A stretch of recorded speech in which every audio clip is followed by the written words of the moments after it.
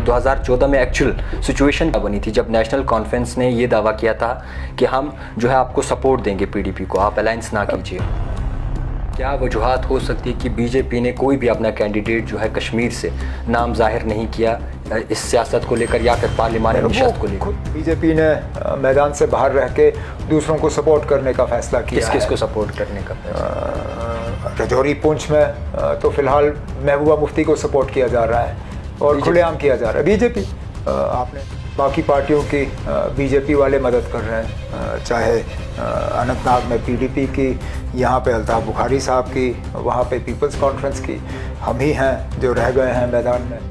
कांग्रेस का सहारा लेने की क्या ज़रूरत पड़ी? नहीं, कांग्रेस का सहारा नहीं ले रहे हम। कुछ सियासतदान ऐसे हैं जो टूरिस्ट कहते हैं, तो किस तरीके से देखें? वो तो हम सब जानते हैं कौन कहता है, लेकिन मजाक की बात। सभी सोच रहे हैं कि उमर अब्दुल्ला ने आखिरकार नॉर्थ क्यों चुना, हालांकि वहाँ पे एकजुट दिखाई दे रही है जम्मू कश्मीर अपनी पार्टी और पीपल्स कॉन्फ्रेंस। तो क्या लगता है आपको, क्या कुछ ग्राउंड की सिचुएशन बनी? ये बार बार टूरिस्ट कहता है, वही अब जोली फैला के जो है दूसरों के सामने भीख मांग रहा है कि कहीं उसकी इज्जत बचाई जाए। हर किसी के पास जाके कहता है कि मुझे बचाओ, मुझे इलेक्शन जितवाओ। एलजी इंतज़ामिया क्या निज़ाम सही तरीके से चला रही है? अगर चला रही है तो 10 में से कितने पॉइंट्स देंगे? नजात दे। अगर किसी दिन एलजी साहब खुद चल रहे हों तो फिर आधा दिन हमें ट्रैफिक जाम में बंद किया जाता है, क्योंकि हमारे बेताज बादशाह साहब जो हैं वो एक जगह से दूसरी जगह जा रहे हैं। जहाँ नरेंद्र मोदी की एक स्पीच सामने आई जिसमें उन्होंने मुसलमानों के लिए एक स्पीच दी, उसको किस नज़रिए से देखते हैं? किस नज़रिए? हालात बिल्कुल ठीक है, मगर कुछ दिनों से, कुछ वक्त से जो है टारगेट किलिंग एक बार फिर से नज़र आ रही है कश्मीर घाटी में, जम्मू कश्मीर में। क्या कहेंगे? कश्मीर अपनी पार्टी पीपल्स कॉन्फ्रेंस को सपोर्ट कर रही है, आपको नहीं लगता कि पीडीपी और एनसीपी कहीं ना कहीं एक साथ जुड़ जाते तो कहीं ना कहीं जो हम तो जुड़ने के लिए तैयार थे। हम तो सीएम का फेस एनसी से कौन हो सकता है? अस्सलाम वालेकुम नाज़रीन इकराम, आप देख रहे हो द टाइपराइटर और मैं हूं आपका मेज़बान जावेद खान। जिस तरीके से जम्मू कश्मीर में हालात बने हैं और जिस तरीके से इस वक्त मौजूदा हालात चल रहे हैं, कई सारी पार्टियां जो है वो दावा कर रही हैं कि हम कश्मीर में हालात बेहतर कर सकते हैं। पार्लिमानी नशस्त को अगर लेकर बात करें तो कई चीज़ें जो है वो आया हो रही है। इस वक्त हमारे मेहमान हैं उमर अब्दुल्ला, जो कि नेशनल कॉन्फ्रेंस के नायब सदर हैं। उमर साहब, बहुत शुक्रिया वक्त देने के लिए। सीधा सवाल रहेगा, इस वक्त जो मौजूदा हालात बने हैं, पार्लिमानी नशस्त की एक लड़ाई इस वक्त बड़े पैमाने पे चल रही है और तमाम पार्टियां जो है मुख्तलिफ दावे कर रही हैं, किस तरीके से देखेंगे इस मौजूदा सिचुएशन को? ये हालांकि इलेक्शन लगातार होते आए हैं यहाँ पे, लेकिन इस इलेक्शन की अहमियत बाकी इलेक्शनों से मुख्तलिफ है जी, क्योंकि 2019 अगस्त के बाद ये पहला बड़ा इलेक्शन है और इस इलेक्शन में एक सियासी सूरत हाल देखने को मिल रहा है, जहाँ के बीजेपी जो है इस बार खुल के मैदान में नहीं उतरी है, ख़ासकर कश्मीर की वादी में। मुझे 2019 का याद है, हर सीट पे उन्होंने अपना उम्मीदवार खड़ा किया था, लेकिन इस बार नहीं है। लेकिन वो मैदान से पीछे नहीं हटे हैं, अभी भी इलेक्शन में कहीं ना कहीं दखल देने में उनका रोल जो है वो सामने आ रहा है। अभी आज ही इलेक्शन कमीशन के हवाले से अनंतनाग रजौरी सीट को पोस्टपोन करने की बात की जा रही है। उसमें भी अगर आप देखें तो जिनके रिप्रेजेंटेशंस को लेके हुकूमत से सवाल किया हुआ है, उसमें सबसे ऊपर रविंदर रैना साहब का नाम है। हालांकि अनंतनाग रजौरी पार्लियामेंट्री सीट में उनका उम्मीदवार है नहीं। तो मतलब अपने आप में, हालांकि जैसे मैंने कहा इलेक्शन तो रूटीन में हो रहा है, लेकिन ये रूटीन इलेक्शन है नहीं और ना हम इसको सर लाइटली ले रहे हैं। क्या लगता है इलेक्शन कमीशन के ऊपर इस वक्त एक दबाव सा बनाने की कोशिश की जा रही है? अगर की जा रही है तो किसकी बुनियाद पर की जा रही है? वो तो जाहिर सी बात है की जा रही है। जैसे मैंने कहा, अब जिस रिप्रेजेंटेशन की हम बात कर रहे हैं उसमें 2 ऐसी पार्टियां शामिल हैं जिन्होंने इस सीट में अपना उम्मीदवार उतारा नहीं है और फिर एक ऐसी पार्टी को दो बार उसका वहाँ पे जिक्र किया गया है, एक पार्टी के हवाले से, एक पार्टी के सदर के हवाले से। तो कोशिश ये की जा रही है जैसे कि बहुत बड़ा चढ़ा के जो है उम्मीदवार उस सीट को पोस्टपोन कराने की कोशिश कर रहे हैं, जो कि सही है नहीं। और नेशनल कॉन्फ्रेंस ने खुल के कहा है कि हम इस इलेक्शन को पोस्टपोन होते हुए नहीं देखना चाहते हैं। और मतलब एक बहुत ही बड़ा तबका वोटरों का जो है ये उनके साथ एक बहुत बड़ी नाइंसाफ़ी होगी, क्योंकि रजौरी पुंछ में माल मवेशी पालने वाले बहुत लोग हैं जो कि गर्मियों के महीनों में खाना बदोश जो कि ऊपर के इलाकों में जाते हैं जानवरों को लेके, उनका जो है वोट उनसे छीना जाएगा। तो जाहिर सी बात है उनको खामोश करने के लिए और सियासी तौर उनको बिल्कुल मतलब नज़रअंदाज करने के लिए ये साजिश जो है रचाई जा रही है। इस वक्त अगर देखें तो पीडीपी और एनसी की एक टक्कर चल रही है। जहां पे बीजेपी को तनकीद का निशाना बनाना था, वहां पे आज एनसी और पीडीपी की आपस में तनकीद चल रही है। 2014 की जो वो हालात हैं, ज़्यादा माजी में नहीं जाएंगे, हमेशा माजी के सवाल सारे करते हैं आपसे। 2014 में एक्चुअल सिचुएशन क्या बनी थी जब नेशनल कॉन्फ्रेंस ने ये दावा किया था कि हम जो है आपको सपोर्ट देंगे, पीडीपी को आप अलायंस ना कीजिए? उस वक्त ख़बरें ये आ रही थी कि मुफ्ती मोहम्मद सैयद साहब जो पीडीपी के सदर थे, नतीजों के बाद जबकि उनको अपनी मेजॉरिटी नहीं मिली और ये मतलब देखने को मिला कि कहीं ना कहीं से अलायंस की गवर्नमेंट बननी है, तो मुफ्ती साहब तो बम्बई में बैठे थे, वो यहाँ थे नहीं। लेकिन बात बाहर आई कि उन्होंने अपना एक नुमाइंदा जो है बीजेपी के साथ बातचीत करने के लिए जो है वो मुकर्रर किया है। और हम ये जानते थे कि बीजेपी का जम्मू कश्मीर में आना जम्मू कश्मीर के लिए बहुत ज़्यादा ख़तरनाक साबित होगा। हमने उस वक्त कोशिश की थी और पहले तो एक आप उसको एक मीडिएटर ही समझ लीजिए, एक ऐसे शख्स जो मतलब सबके साथ उनका एक रिश्ता था, उनके ज़रिए हमने मुफ्ती साहब को एक पैगाम पहुंचाया कि आप ये ना करें, अगर हुकूमत बनानी ही है तो नेशनल कॉन्फ्रेंस और कांग्रेस जो है इसमें अनकंडीशनली आपको सपोर्ट करने के लिए तैयार है। हम कुछ नहीं मांगेंगे, हम गवर्नमेंट में हिस्सा भी नहीं लेंगे और आप हुकूमत बनाइए, शौक़ से 6 साल हुकूमत करिए, बस सिर्फ बीजेपी को इस हुकूमत में ना लाएं। तो वहाँ से जवाब आया और मतलब खुलेआम, ये नहीं कि कोई मतलब उसी मीडिएटर के थ्रू, लेकिन खुलेआम ये कहा गया कि नेशनल कॉन्फ्रेंस का ये कोई मायने नहीं रखती क्योंकि उन्होंने रिटर्न कोई चीज़ भेजी नहीं। तो फिर हमने चिट्ठी के ज़रिए यही बात उनको कमिट की कि आप बीजेपी के साथ मतलब एक सियासी रिश्ता ना बनाएं, बेहतर यही होगा कि आप नेशनल कॉन्फ्रेंस और कांग्रेस के तरफ से बिना किसी शर्त जो है हम आपको सपोर्ट करने के लिए तैयार है, बनाइए हुकूमत। लेकिन उस वक्त हमें ताने दिए गए, हमें कहा गया था कि ये नेशनल कॉन्फ्रेंस वाले जो है ये इक़्तिदार के भूखे हैं, ये पिछली दरवाजे से आके हुकूमत में जो है शामिल होना चाहते हैं। तो हमने कहा ठीक है, फिर हम ही खामोश बैठेंगे। अगर उस वक्त हमारी बात को नज़रअंदाज नहीं किया गया होता तो शायद हम आज यहाँ पे नहीं होते जहाँ पे हम अपने आप को पाते हैं। इस वक्त बीजेपी जिस तरीके से नियम चला रही है, क्या वजूहात हो सकती है कि बीजेपी ने कोई भी अपना कैंडिडेट जो है कश्मीर से नाम जाहिर नहीं किया इस सियासत को लेकर या फिर पार्लिमानी नशस्त को लेकर? खुद तो जीत नहीं सकते थे, वो तो जाहिर सी बात है, बीजेपी वाले भी अच्छी तरह से जानते हैं कि वो ये इलेक्शन जीतते नहीं। यहाँ तक कि कम से कम श्रीनगर और बारामूला सीट में तो उनके उम्मीदवार अपनी ज़मानत भी नहीं बचा पाते। अनंतनाग में शायद वो चांसेस वो मतलब फाइट में तो आ ही जाते हैं, जिस तरह उन्होंने कुछ मतलब इक़दामात उठाए थे, कुछ फैसले लिए थे, खासकर रिजर्वेशन को लेके।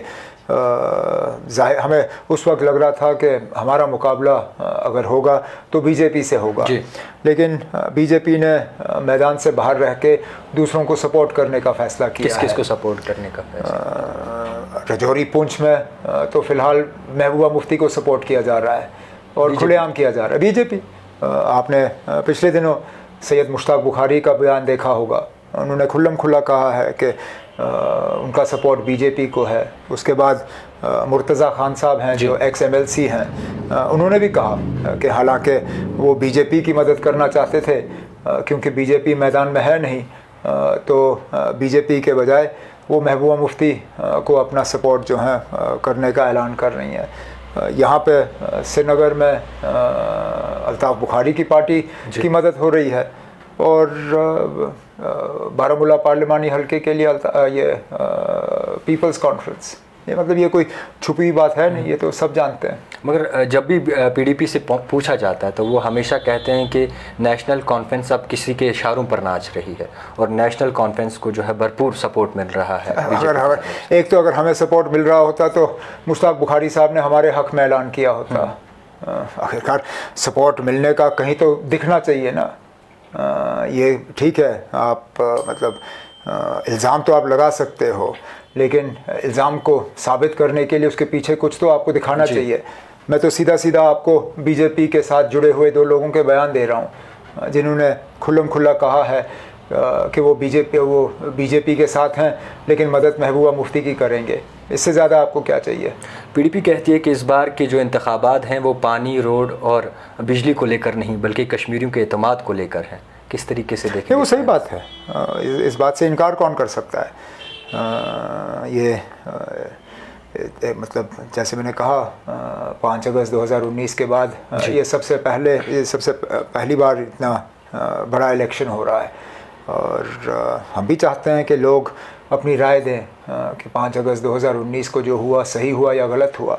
और अब तो ये साबित हुआ है कि बीजेपी कहीं ना कहीं बाकी पार्टियों की बीजेपी वाले मदद कर रहे हैं, चाहे अनंतनाग में पीडीपी की, यहाँ पे अल्ताफ़ बुखारी साहब की, वहाँ पे पीपल्स कॉन्फ्रेंस की।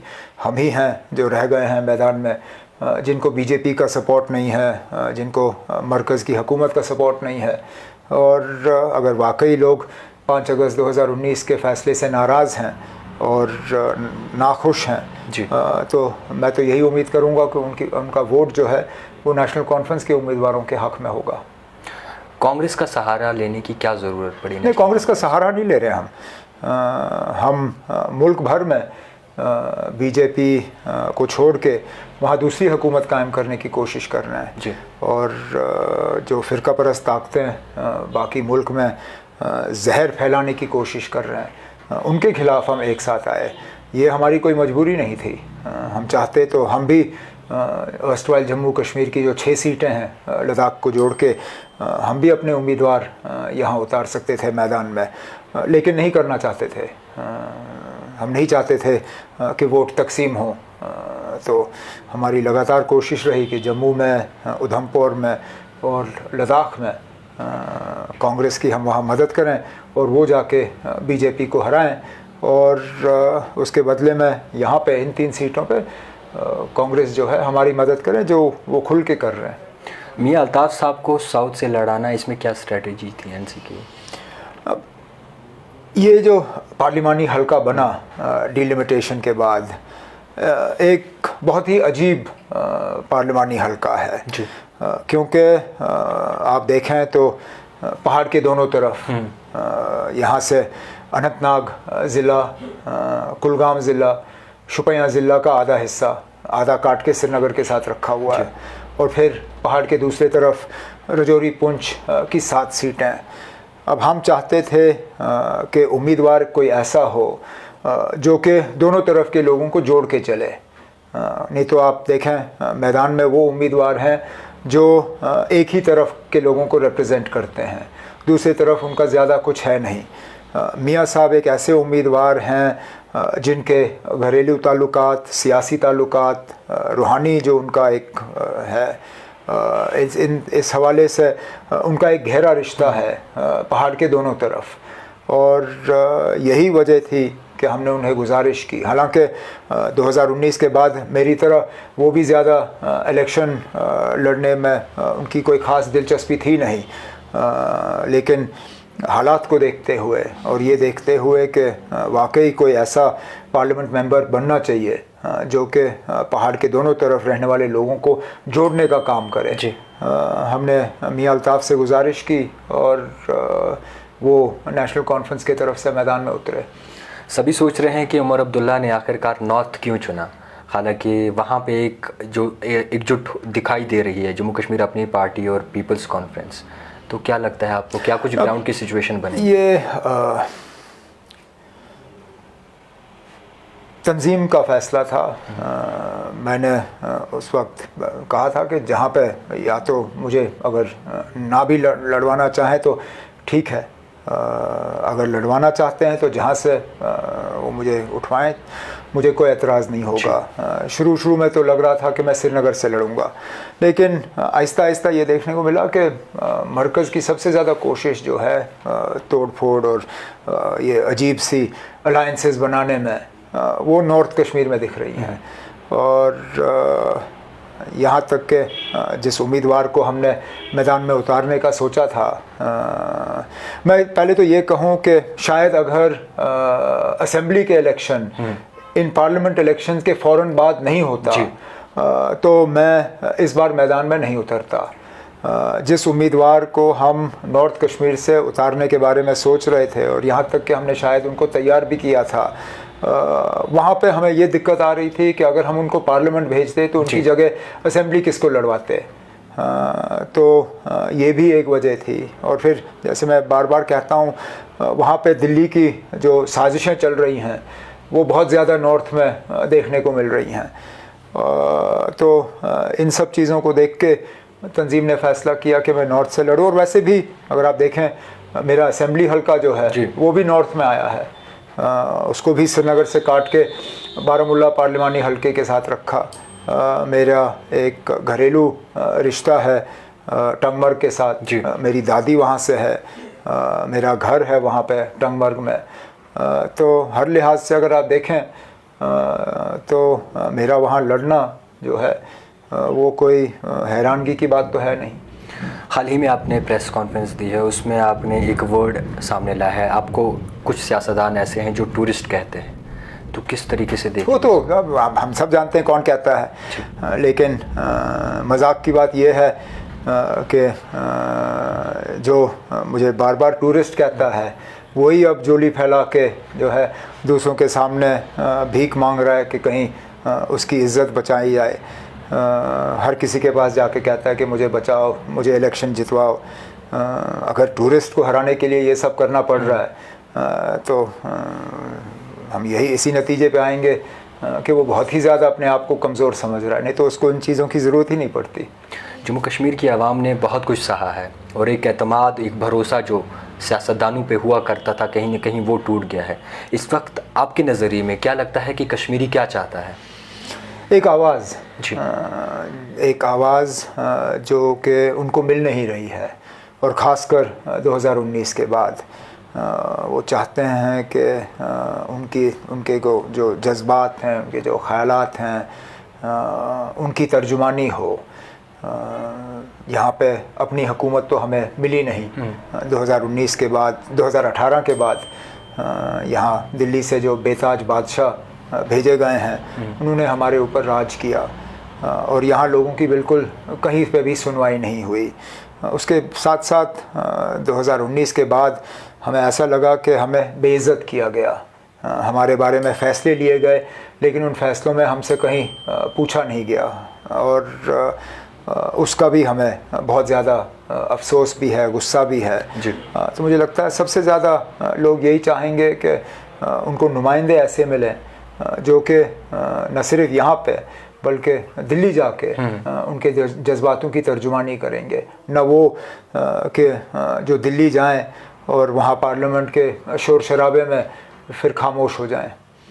एलजी इंतज़ामिया क्या निज़ाम सही तरीके से चला रही है? अगर चला रही है तो 10 में से कितने पॉइंट्स देंगे? किस चीज़ को लेकर? एलजी इंतज़ामिया। जरा मैं कौन होता हूँ पॉइंट्स देने वाला? आम लोगों से पूछिए। मुझे नहीं लगता, माँ सिवाय वो लोग जो बीजेपी के साथ जुड़े हुए हैं या जिनको एजेंसियों की तरफ से बार बार लिफाफे मिलते हैं, उनको छोड़ के अगर आप आम लोगों की बात करें तो कौन मुतमईन है यहाँ? हमें झूठे वादे दिए जाते हैं, हमें कहा जाता है कि बहुत तरक्की हुई है, खाक तरक्की हुई है, स्मार्ट सिटी। हम श्रीनगर में बैठे हैं, बाकी तो रूरल एरियाज़ का हाल तो हम सब जानते हैं। श्रीनगर का हाल देखिए ना, यहाँ एक दिन बारिश पड़ती है तो दूसरे दिन हम सड़कों पर चलने के लायक नहीं रहते। 2 दिन बारिश होती है तो तीसरे दिन हम एयरपोर्ट नहीं पहुँच पाते। यहाँ ट्रैफिक का निज़ाम इतना ख़राब है कि एक जगह से दूसरी जगह पहुंचना, जहां हमें 5 मिनट लगने चाहिए वहां हमें 50 मिनट लगते हैं। और अल्लाह नजात दे, अगर किसी दिन एलजी साहब खुद चल रहे हों तो फिर आधा दिन हमें ट्रैफिक जाम में बंद किया जाता है, क्योंकि हमारे बेताज बादशाह साहब जो हैं वो एक जगह से दूसरी जगह जा रहे हैं। जहां हमारे दौर में हम ट्रैफिक लाइट पे रुका करते थे, जहां सबसे मुश्किल दौर में 96 के बाद जब फारूक साहब वज़ीर आला थे, मुझे याद नहीं है कि उनके लिए कभी रास्ते बंद किए गए हों। लेकिन आज जब ये लोग दावा करते हैं तो सारा कुछ इतना ठीक है, तब प्राइम मिनिस्टर से ज़्यादा यहाँ श्रीनगर में एलजी साहब के लिए सड़कें बंद की जाती हैं। तो क्या मार्क्स दें इनको ना, अब इन्होंने रखा ही किस क्या यहाँ पे जिस चीज़ पे हम मार्क दें। जिस तरीके से इस वक्त हालात बने हैं, कल आपकी एक बड़ी पैमाने पर रैली देखी और कई सारे लोगों ने शिरकत की, तो लोगों से क्या एक्सपेक्ट करते हैं इस बार? 2 चीज़ें जी। एक तो लोग हमारी कामयाबी की दुआ करें कि हमें वो तौफीक दें कि हम यहाँ के लोगों के उम्मीदों के बराबर उतर आएँ और लोगों को इस दलदल से निकालने में कामयाब हों। और उसके साथ साथ ये उम्मीद की जाती है कि थोड़ी हिम्मत करें।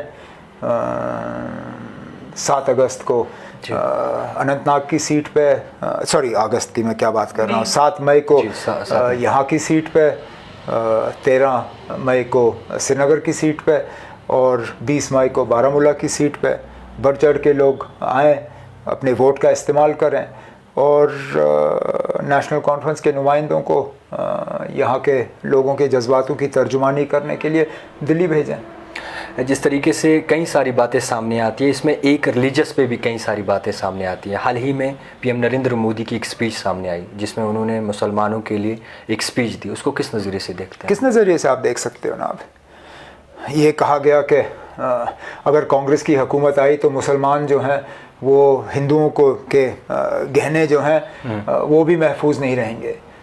मुझे बताइए ना, अब इस मुल्क में 80% आबादी हिंदुओं की है, सिर्फ 14% आबादी मुसलमानों की है। आप मुझे बताइए ना, आप कहाँ से 80% को 14% से खतरा होगा? कहाँ से, कैसे? इस 14% को भी अपना पूरा हक नहीं मिला है। आप सरकारी नौकरियां देखिए, वहाँ 14% नौकरियां मुसलमानों को नहीं हैं। आप हिंदुस्तान की फ़ौज देखिए, उसमें मुसलमानों की पार्टिसिपेशन देखिए। आप हिंदुस्तान की जो वेल्थ है उसमें मुसलमानों की पार्टिसिपेशन देखिए। आप मुझे बताइए ना, अब हम कहाँ से जो है इस मुल्क में जो जिन लोगों की अक्सरियत है, हम उनके लिए कहाँ से ख़तरा बन के जो है सामने आ रहे हैं। बदकिस्मती से इलेक्शनों में इस तरह के बयान जो हैं वो इस्तेमाल किए जाते हैं ताकि वोटर जो है वो और ज़्यादा सामने आए। जाहिर सी बात है कि पहले फ़ेज़ में बीजेपी और ख़ासकर वज़ीर आज़म साहब वो मुतमईन नहीं हैं अपनी कारकर्दगी से। ये भी अब देखने को मिल रहा है कि वोटर टर्नआउट से बीजेपी परेशान है, क्योंकि काफ़ी कम जो है बाकी मुल्क में जो है वोटर टर्नआउट देखने को मिल रहा है। तो ये बयान हमें उस हवाले से देखना है, लेकिन अफसोस है, नहीं होना चाहिए, क्योंकि जब हुकूमत में होते हैं तो वज़ीर आज़म साहब दावा करते हैं कि वो 140 करोड़ की नुमाइंदगी कर रहे हैं। जब हुकूमत करते हैं तो कहते हैं कि मैं 140 करोड़ आबादी का वज़ीर आज़म हूँ, लेकिन जब इलेक्शन में तकरीर करते हैं तो इस 14% आबादी को जो है पूरी तरह से भूल जाते हैं। कहते हैं हालात बिल्कुल ठीक है, मगर कुछ दिनों से, कुछ वक्त से जो है टारगेट किलिंग एक बार फिर से नज़र आ रही है कश्मीर घाटी में, जम्मू कश्मीर में। क्या कहेंगे? कश्मीर घाटी में, जम्मू के तरफ भी पिछले दिनों रजौरी में टेरिटोरियल आर्मी के साथ जुड़े हुए एक नौजवान के भाई को जो है गोली मार के उसको हलाक किया। यहाँ पे भी वक्तन फ़वक्तन हम इस तरह के हमले देखते हैं।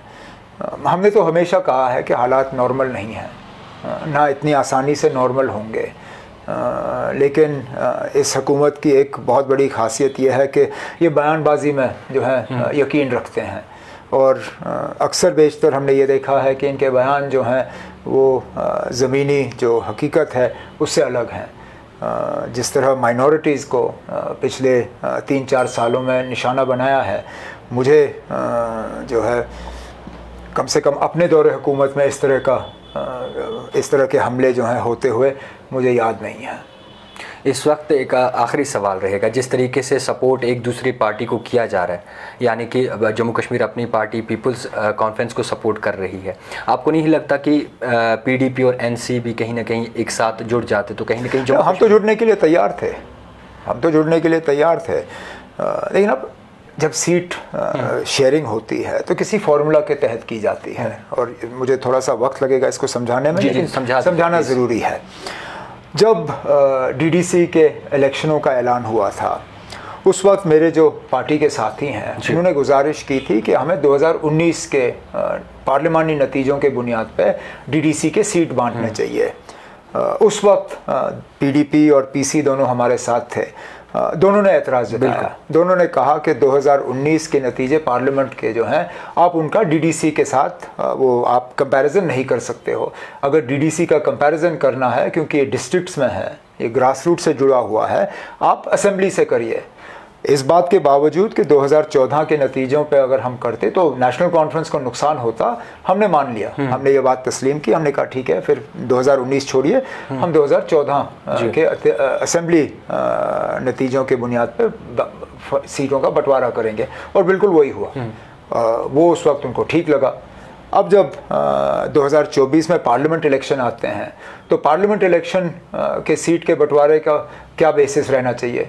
जाहिर सी बात है, उससे पहले जो पार्लियामेंट के इलेक्शन हुए, बिल्कुल, तो 2019 के पार्लियामेंट इलेक्शन के नतीजों के बुनियाद पे हमने 2024 का फैसला किया।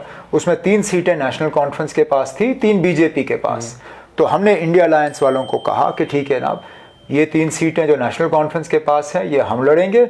जो 3 सीटें बीजेपी के पास हैं, उनमें आप फैसला करिए कौन लड़ेगा। कांग्रेस ने वो 3 सीटें अपने पास रखी, तो इसमें हमारी क्या खता है? और जब हम ये फैसला कर रहे थे, उस वक्त भी मैंने कांग्रेस को कहा, मैंने कहा कि 6 सीटों में गुंजाइश कम थी पीडीपी को अकोमोडेट करने की, लेकिन असेंबली में 90 सीटें हैं। अगर इस इलेक्शन में इंडिया ब्लॉक की मदद पीडीपी करती है, तो आने वाले असेंबली इंतखाबात के लिए हम पीडीपी के साथ एक अलायंस कायम करने के लिए हम गुंजाइश रखेंगे। उन्होंने हमारी बात मानी नहीं, और आज नतीजा ये है कि वो मैदान में इंडिया ब्लॉक के खिलाफ उतरे हैं। हमारा ब्लॉक तो इंटैक्ट है। मैं कांग्रेस का शुक्रगुजार हूँ, वो नेशनल कॉन्फ्रेंस की मदद कर रहे हैं। मैं सीपीएम का शुक्रगुजार हूँ, तारिगामी साहब ने नेशनल कॉन्फ्रेंस की मदद करने का ऐलान किया है। अभी कल सुनने में आया है कि अवामी नेशनल कॉन्फ्रेंस, उन्होंने भी हमारी मदद की। यहाँ तक कि कुछ इंडिपेंडेंट्स जो हैं मेरी मदद करने के लिए बारामूला में उन्होंने ऐलान किया है, चाहे बशारत बुखारी साहब हों, साबका एमपी शाहीन साहब हों। तो जहाँ जहाँ हो सके हमारी कोशिश रही है कि हम लोगों को जोड़ के रखें। पीडीपी ने हमारी बात मानी नहीं। अब चलिए, जो हुआ सो हुआ। सीएम का फेस एनसी से कौन हो सकता है? इलेक्शन होने दीजिए, सीट आने दीजिए, उसके बाद बैठ के फैसला करेंगे। खैर, बहुत शुक्रिया वक्त देने के लिए। तो फिलहाल आपको बता दूं कि उमर अब्दुल्ला साहब हमारे साथ मौजूद थे। जिस तरीके से इनसे हमने जानने की कोशिश की और समझने की कोशिश की कि मौजूदा हालात जिस तरीके से बने हैं, या फिर सियासतदान जिस तरीके से बयानबाजी कर रहे हैं, इनका क्या रद्द अमल है। फिलहाल देखते रहिए द टाइपराइटर जावेद खान के साथ।